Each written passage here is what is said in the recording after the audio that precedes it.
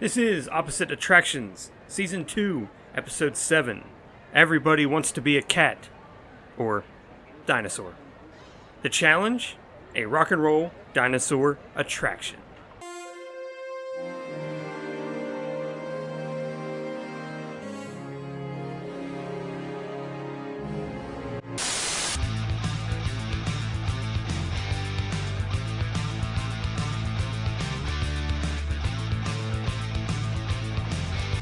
Welcome to Opposite Attractions, the happiest podcast on earth. I'm your host, Scotty Moore, joined as always by the Adventurers Club wannabe himself, Jim Murphy.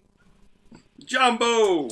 Whoa, what the fuck? Is Welcome that to the Harambe Wildlife Reserve. What? we have hippos, giraffes, flamingos, and a 6-foot fucking rat. Yeah. Oh, man. He's our corporate mascot. Is it bad the minute, because I never really liked Animal Kingdom, but the minute I realized that they had a place called the Harambe Market, I was like, well, you gotta go. I don't give a fuck. Why? Because it was at peak Harambe. It was around the time we hit peak Harambe as a nation. Oh, okay, so it wasn't like, this wasn't in 1999 or No, 1998 after it opened, and you're like, I have to go. No, this was after the death of the beloved animal Harambe, and I was like, well, I have to now pay tribute, and I have to go see him in the village. I have to go see the boy himself. That's the name of the whole village, by the way, not just the market. Yeah. And so I just remember walking around, and I think it was the same day I rode Everest for the first time. And I was like, let's go ride Everest. Let's do this. Went to ride Everest. And then afterwards, I was like a petulant child. Because all I was able to say was just like, all right, now where's Harambe? Bring us to Harambe, baby. Let's go to Harambe. And then I took a picture next to Harambe. And then I got drunk on frozen Coke and rum. Which, have you had that? Two separate drinks. The frozen Coke really put you over the edge, but the rum was the starter. No. Here's what: if you've never had a frozen rum and Coke from, I think we've been over that. I'm straight edge till I die. Oh yeah. Well, here's what happens. Essentially, you take a big old drink of your frozen Coke, and then you basically take a shot of rum, and then you have a frozen Coke to drink for the rest of the day. Because I was like, awesome, this is gonna be delicious. Fuck, that's strong. Then the second sip, oh, this don't taste like shit. Alright, cool, whatever. So yeah, that's what happens. That's probably one of my specialities, is at least trying to find everywhere possible to drink at Disney World and Universal. That there are quite many places. Oh, I don't know what you're talking about, Jim. I don't think there's enough yet. They opened a new margarita bar at Epcot, and I still was lacking. I need it. I need more. Oh, man. So what were you saying the other day about the Wonders of Life pavilion getting changed up? They went in, I guess it was like 2 weeks ago or 3 weeks ago, they started working on the roof. And people were like, oh, that's good. They're finally cleaning that shit up because it looks like crap. And they still use it for the festivals and stuff. They sell pass holder stuff in there, and they do little events. And then, last week or earlier this week, people were like, yeah, they're kind of not letting anybody near the building, and we're seeing executives walking in there with clipboards and stuff. And so people were like, what are they gonna do? And and it's weird because everybody's I thought it was actually gonna get knocked down because of the Guardians of the Galaxy roller coaster, but then they're putting that in the back. It's going to be behind energy. But then I'm thinking hey, wait, they said at D23 last year that they're going to build a space themed restaurant. Yeah. Near Mission Space. And guess where the Wonders of Life Pavilion is? It is near Mission Space. And it's a gold dome. I mean, they could leave it like that and still put a restaurant in it. Yeah. It is kind of spacey looking from the outside. Now, I'm not saying I don't know jack shit about Disney, but I will say this whole time, when you said they were redoing the Wonders of Life, I was like, well, you mean that fucking tree? I thought they spent a lot of money on that tree. That Yeah, the tree Wonders was of Life is a pavilion, or what was a pavilion in Epcot Oh no, that had I know. it had three Yeah, attractions in it.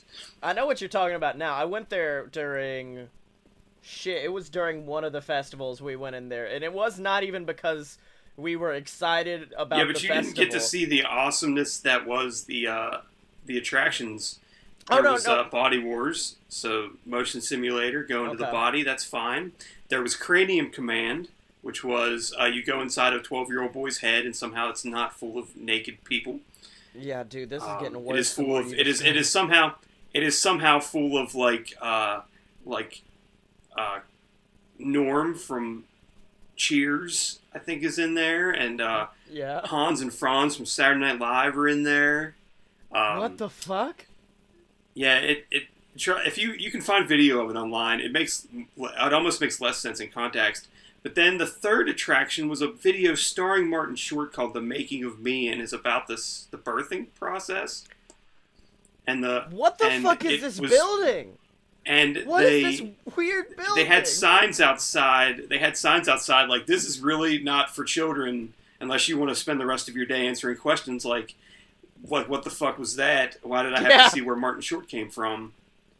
Because it shows like how a baby develops, and it's really creepy. I remember seeing it when I was like 12, and it was creepy. And then I saw it when I was like 17, and it was even worse. Now, why can't you just improve Like, it this made as, me it fucked me up worse when I was older than when I was younger, which doesn't seem like it should make sense, but Why it didn't does. they just they could have improved it by making it a fun log ride, and Like, you were the baby. they have cartoon sperm and a cartoon egg in it. Did they at least do it like like Jurassic Park, where a little DNA strand comes? Howdy, y'all! Let me teach you about dinosaurs. You were once a baby dinosaur. They do show like a freshly made, a freshly birthed baby, or at least I guess as fresh as they could do, or they faked it or whatever. So it's like a sticky, gooey gummy of a baby. Did they go as far as that I guess is supposed to be Martin Short? Did they go as far as Knocked Up did? And I don't know if No. you've seen. No, Okay. they didn't I'm do happy that. you knew. You were just like, whoa, Yeah. whoa, no. We didn't go Knocked No. Up here. They didn't do that much. It was still pretty creepy and weird. Yeah. And it's like right next to like an area that was called like Goofy Gymnastics, which really, if you think about it, Yeah. That's how babies are born. that's what I call it. I mean, Yeah. Dude, like, just that whole... I just remember going into that building for no other reason than my girlfriend being like... Because she was a huge Disney fan like me, where she was just like, this used to be the Wonders of Life building. I want to go explore it. And we walk in, they were just like, pay $5. it's all painted white walls. Yeah, pay $5, so get a bad. shot of beer. I'm like, okay, we're gonna leave now. She's like, okay. Cranium that's Command did have one of my favorite like meta jokes, because it's like a military thing where it's like they're having pilots to pilot brains. Yeah. And so there's like this like drill sergeant guy whose name was his name was General Knowledge. That was his name. Jesus Christ. And he yells at you, like screams at you, and when he tells you to like stand up, because you're in like a little tiny like sloped room with a screen at the front, and so it's like for the pre-show, and then he tells you to like get up on your feet and go and like march into the theater, and he's like, "Where do you think you are, Disney World?" Oh, Jesus Christ. And that always made me laugh. So See, a lot of times special place in my heart. A lot of times when I see you going at it on Twitter, I'm like, where did Jim's sense of humor come from? And then you start describing shit like this from like 90s Disney, and I'm like, no, that's exactly where it came from. Do you remember there was a show called Walt Disney World Inside Out that starred J.D. Roth? Do you remember that show? No, I don't. I remember the Inside Out that brought my emotions to the surface and made me love joy and sadness. So yeah, there was a show, and it was like behind the scenes of Disney World type of thing, and they filmed. I remember very few things about the show except that they filmed in Epcot one time, and they had all these people in chairs, and they were talking to them, and they asked a person in the audience how they felt about the old Mickey Mouse Club. Yeah. And the woman's like, "Oh yeah, I used to watch that when I was a little kid or whatever." And they were like, "Who's your favorite Mouseketeer?" And she said like somebody. She said like Annette or whatever. Mm-hmm. And the guy's like, well, what about Cubby? And she's like, whatever. Fuck and then she Cubby. goes to the guy next to her, and she's like, and he's like, hey, who's your favorite Mouseketeer? And he's and he's like Cubby, and he's like, oh really? And he's like, hey wait, he's like, don't I know you from somewhere? And he's like, yeah, I'm Cubby. Oh my god! They had like every Mouseketeer they could get. They had sitting in the audience with all these people, and they just called this woman out to see because I'm pretty sure they knew that that the person was going to say Annette, and I don't think Annette was there. Yeah. But like all the B rung, like lower tier Mouseketeers were sitting in the audience. Mm-hmm. No Justin Timberlake, no Britney. They did that. They did that, and they did. I remember he took a thing of popcorn, like a big bag of popcorn, and he was in the middle of Tomorrowland, and he just whipped it into the air, and then it hit the ground and like exploded, and popcorn went everywhere. And then they set a timer, and like a custodial guy like came running out of nowhere and like cleaned it all up in like 40 seconds. Wait, hold on. And it was like, now just is this just testing Disney employees now? Yeah, that's what it was. It was like showing people how like clean Disney was. Yeah. Oh, dude, did I ever tell you about when it was one of my first initiations for Disney? They took us on a tour for the park, and they had out the 4 keys behind the scenes peak of the kimono. There, we had the 4 keys, and they were like, I want you to inspect people and start talking about them and kind of see, like, if people are following it, if people aren't. And we had someone come out, and they were giving out, like, the first time buttons and the happy birthday buttons. And at first, it was this really happy person in like, overalls. And they were just like, hey, how are you? You having a good day? The next person who came out looked like a sad, depressed clown. The overalls were, like, folded over. They were just, like, slumped. And they were doing so poorly that we thought they were a plant to try to get us to talk, but no, it was just a bad employee. We were just sitting there like, during my custodial training, we had to go out into what was then like Toontown and Tomorrowland and sweep, and they put us in these felt jackets, imagine being like a trench coat, but it was made out of like fleecy felt, and it was the color. It looked like they skinned Sam Eagle.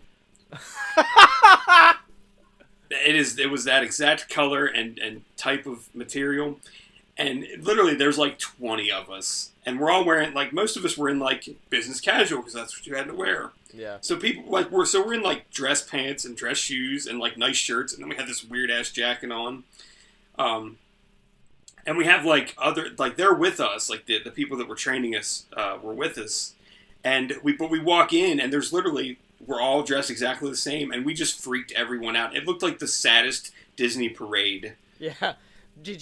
Were you a custodian before you had to start, like, painting on the sidewalks and, like, doing cool dances and shit? I didn't. I worked in the Electric Umbrella in the restaurant, so I did not do those things. I did see those things, but I was not a street. I was not a street custodian. It's usually really cool until you're like coming off of an Epcot drunkenness, and you're just trying to maintain sitting in that tunnel between Mouse Gears and the Electric Umbrella, and then you just hear like doom, do do doom, do do do do do, and you're like, oh. Well, fuck, those were definitely not. Those were not custodial people. No, dude, it was. No, they were taking I mean, I guess it might have been something fake, but they were taking trash cans, flipping it upside down, and doing a drum routine on them. I'm like, I don't know if they were supposed to. What the hell were those fuckers' names? Jesus, I met one of them's sister at the Publix that was over across from our apartment complex, which was weird. Mm-hmm. My roommate had a desire to talk to a lot of people, and he like told this lady that worked there that the place was the cleanest like grocery store he'd ever seen.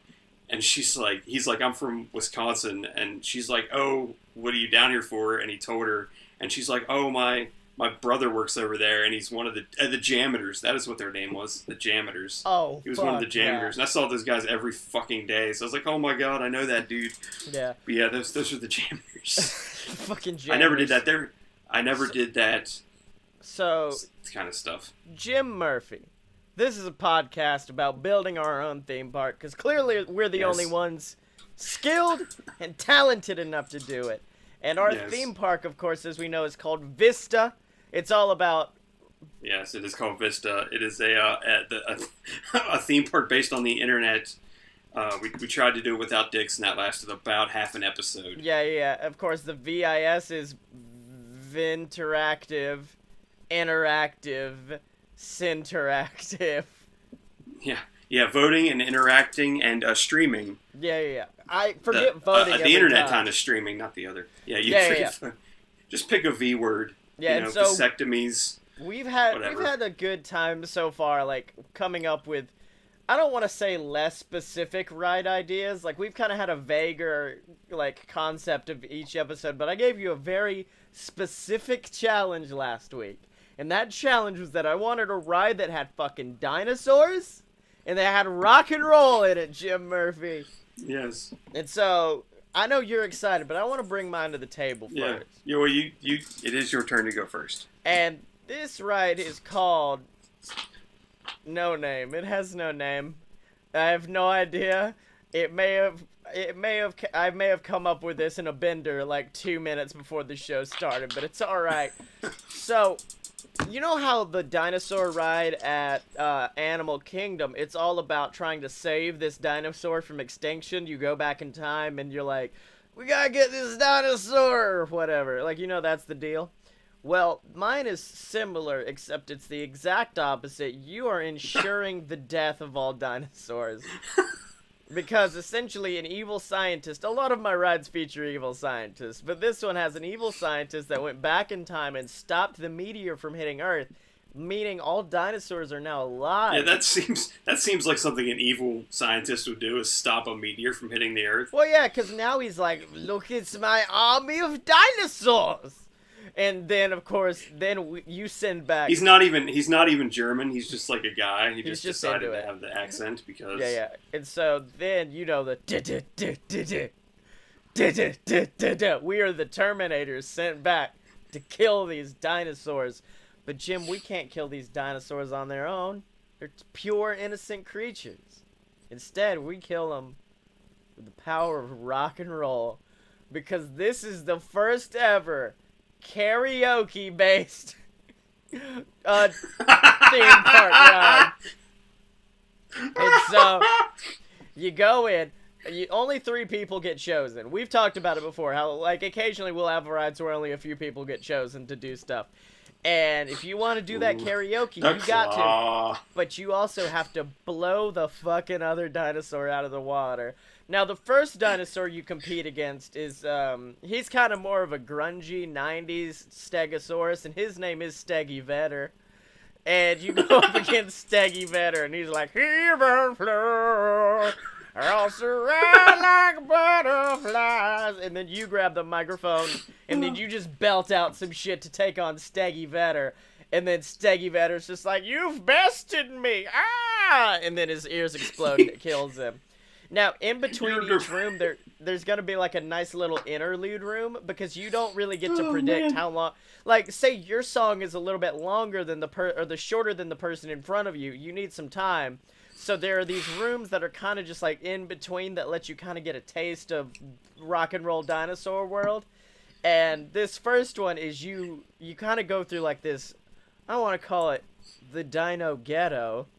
But you go through the Dino Ghetto and you meet up with the prehistoric gang who are going to deliver to you their freshest beat, known as Raptor's Delight. Oh, Jesus Christ. And they're just like, a rip, a rap, a raptor, a rippity, a rap, raptor, raptor, a bite, grit, a bang, bang, boogie, sit up, jump the boogie. Oh, I got a human stuck in my teeth.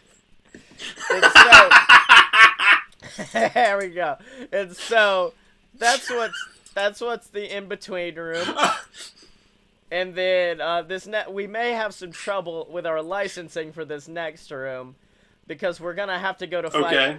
We're gonna have to fight Disney over this band, but this band is in fact Tarosmith, with a silent P, featuring Steve Terry on guitar and Steven Tyler with a silent P on vocals. And they just belt out some jams at you, like, walk this way! And now you gotta sing, someone else has to sing back at that dinosaur until all of Aerosmith. Oh shit, or, how about this? I also like this idea. If you want, you can duet with the dinosaurs. And so if you really into if you dig Walk This Way, it can be like the Run DMC cover to where you're Run DMC trying to beat up Aerosmith. Then the next room, this is another kind of like in-between room that can go as fast or as slow as we need depending on how the performances are going in the other rooms. And this one's kind of trippy, Jim. I'll be honest. This one's, you're going to be floating on like this pink river, and there are all these hippie dinosaurs, and they are the Hercules beetles. And I'm going to be honest, I don't know if Hercules beetles are dinosaur things. I just know they're giant fucking beetles, and that's all I needed. And so they're doing just like, picture yourself in a boat on a river, with fucking dinos eating your soul.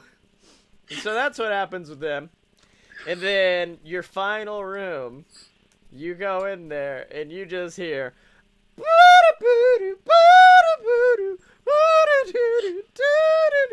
because you're facing the most fearsome rock star of all, the Tyrannosaurus Sax. And it is a giant T-Rex wielding a massive saxophone. He's essentially a giant Kenny G, and you just gotta out-rock this dude as he plays Careless Whisper, and you have to just and then not a Kenny G song, but I'll accept it. Yeah, I know, but in the background, like, as soon as you finish your song, you have to just be like, yeah, and hold your hand to the sky, and when you do, you hear, ooh. And it turns out your rock and roll prowess has attracted the fucking asteroid back to Earth. You're setting the course right as the asteroid strikes the Earth as you get catapulted back to the future, where you are now safe from the dinosaur menace. And that is... Great Scott. That's Dinosaurioki. That's all I've got right now. We're gonna workshop the name. But coming soon to Vista, Dinosaurioki. Jurassic Idol experience coming soon. Mm-hmm. Jurassica. So here we go, Jim. Top that shit, motherfucker. Oh shit. Okay, so my attraction is called Escape from the Amazon. Since this is an internet-based theme park, Amazon has set up a warehouse in the theme park. Oh, fuck you! And you are given the opportunity to tour the theme to tour the warehouse in a. It's very much like Journey to the Center of the Earth at Tokyo Disney or at Disney Sea. We're going to have Radiator Top Springs Man. Racers. It's We're kind gonna of have Top Man that working kind of on your court. So it's basically it's kind Man? of a test track situation. Yeah. That's my thing. So Jeff Bezos welcomes you to the thing. You go through the first section. You go through the first section, and it's like the end of Raiders Lost Ark. There's just big giant boxes everywhere. Yeah. And that's the joke I was trying to make, and you kept stepping on it. But yes, keep going. Yes. I'm sorry. I can barely. You keep cutting in and out, and I apologize. No, it's all right. On my end, I hear like cutting in and out, so my apologies. But basically, you go really slow through that part, and then you turn a corner, and suddenly you enter into what looks like the Amazon rainforest inside the warehouse, and it is populated with dinosaurs. Fuck yes, it is. Like who are basically working. Who basically are working for Jeff Bezos somehow. I haven't narrowed that down. But then suddenly, next to your car appears Elon Musk as some sort of a screen-based not animatronic, but probably some sort of like a screen-based like ghostly Princess Leia like hologram, and he basically says, "Hey, you need to get the hell out of here. I'm going to help you get out of here." And through some sort of like, kind of like that area in Test Track where you go through and you see the stuff going over your car, like the wind going over your car. You see that, but he turns your ride vehicle into a Tesla, and then you race out through the rainforest and out of the warehouse while David Bowie plays. Oh, I see. So you get a random David Bowie soundtrack every time, kind of like the Aerosmith ride, and it is very test tracky in its speed as you like race to like get away from the dinosaurs and somehow get out of the warehouse with your lives. Because in this attraction, like Elon Musk is trying to save you from like being like dinosaur food. Yeah. For Jeff Bezos' dinosaurs. Now the thing is, when you get to the end and you actually get to like the ending, the people at the end, the employees are like, "How did you like the tour?" And you're like, "There were fuck dinosaurs in there," and they're like, "What are you talking about?" Like they have to completely play it off like nothing that was in there is anything out of the ordinary. Yeah. It's like, have you rode the Men in Black ride? No, I have not been to Universal Studios. Oh, okay. Well, the Men in Black ride, you go into it, and you go into basically, it's like a conspiracy theory convention, where they're just like, aliens, are they real? Are they not? Who knows? But then it turns out that you're actually at the Men in Black headquarters, and the very last bit of your ride, and so essentially you get taken through a secret room, and they're like, no, you're actually at MIB headquarters. Come with us. We need you to take out these aliens with Will Smith and Tommy Lee Jones. And then after that, you go through the ride, and at the very end, you get this flash, the red flash of light. And then when you exit, you are no longer in Men in Black headquarters. You are, in fact, back at the alien conspiracy convention, and no one acts like they know what was going on in there. So I stole that without even knowing I stole it. So that's good. Mm-hmm. Well, I was hoping that the David Bowie song you were going to play was Space Odyssey, because the Tesla was going to go into space with you in it. Yeah, I don't know if there's a way to make that work. Like, maybe it could do it, but then you would have to somehow get back down to Earth some way. Jeff Bezos flies up in a massive helicopter. Oh no, Jeff Bezos! Could be something.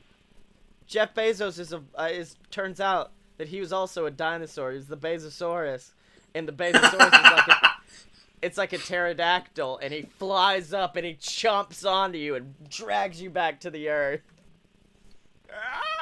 And then the last scene. Did you know your boss is a dinosaur? What are you talking about?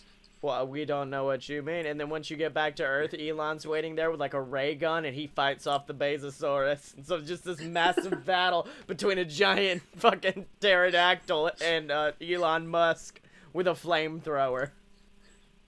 A pterodactyl covered in money. And you know what? Speaking of money, I think this one's going to make the most money out of all of us, because we're about to start a bidding war between Tesla and Amazon. Whoever wins the bid is who wins the fight at the end of the ride. The worst part is you come out of the end, and instead of a gift shop, it's a Whole Foods. Yeah. Or I guess if Tesla outbids, and you walk into a Tesla showroom, and they're like, exactly. Yeah, we have T-shirts, and they cost $47,000. Mm-hmm. Which is only a slight markup from Disney prices. Why are all these SpaceX shirts tremendously cheaper? I don't know, man. We tried. All right, so... Drive away with your very own Tesla.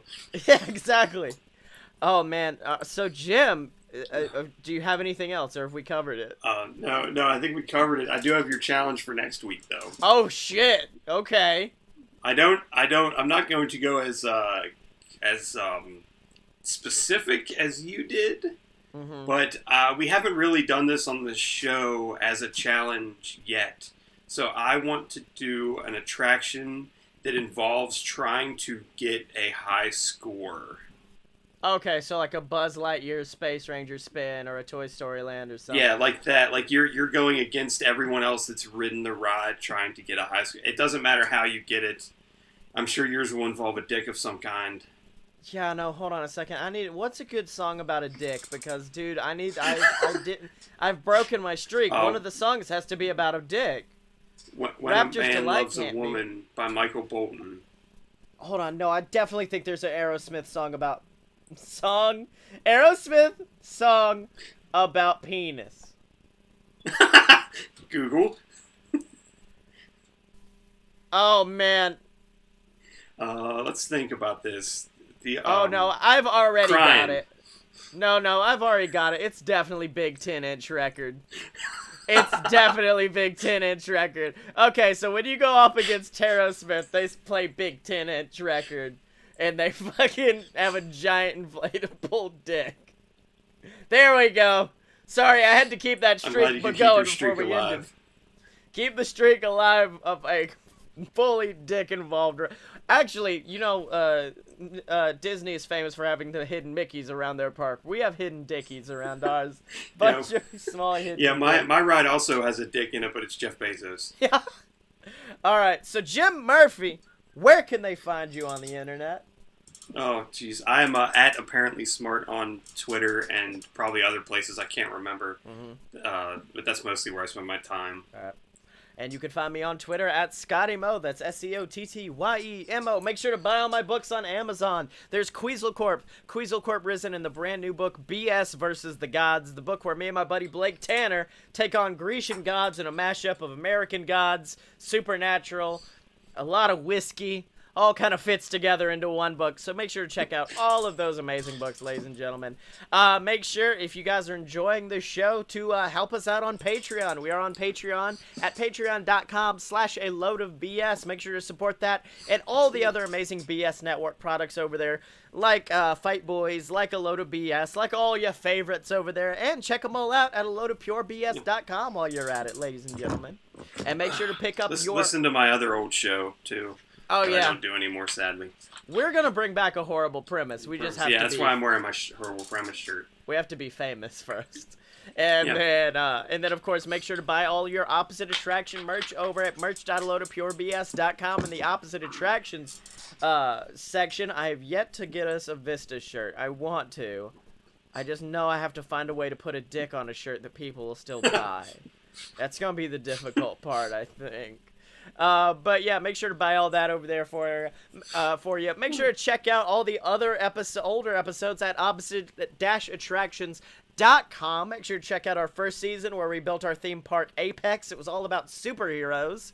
And of course, ladies and gentlemen, as always, remember you can find Jim and me on Twitter at UpAtShow. That is spelled OPPATTSHOW. Are you down with OPP?